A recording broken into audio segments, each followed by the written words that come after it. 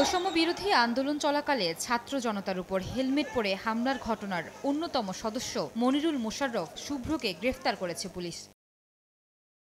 শুক্রবার রাতে উত্তর যাত্রাবাড়ির বিবির বাগিচা এলাকায় শ্বশুরবাড়ি থেকে গ্রেফতার করা হয় তাকে। এ সময় তার কাছ থেকে হেলমেট, ছুরি, চাপাতি সহ বেশ কয়েকটি দেশীয় অস্ত্র উদ্ধার করে পুলিশ।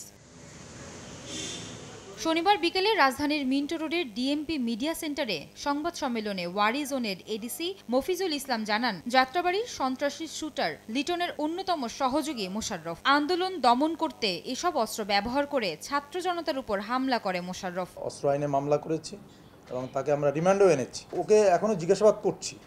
আমরা ডিটেইল তথ্যটা আরও পরে হয়তো আমরা বলতে পারবো, কিন্তু এই মুহূর্তে আমরা এতটুকুই তথ্য পেয়েছি তার কাছ থেকে যে সে এইটায় অংশগ্রহণ করেছে। এই অস্ত্রগুলি যখন ছাত্র আন্দোলন চলছিল তখন এগুলি ছাত্রদের উপরে ব্যবহার হয়েছে। পুলিশ বলছে, জিজ্ঞাসাবাদে ছাত্র আন্দোলনে হামলার কথা স্বীকার করেছে মোশাররফ। ৫ আগস্টের পর থেকেই পলাতক ছিল সে। এবং এই অস্ত্রগুলি আয়েশা সিদ্দিক, সামিয়া, সময় সংবাদ, ঢাকা।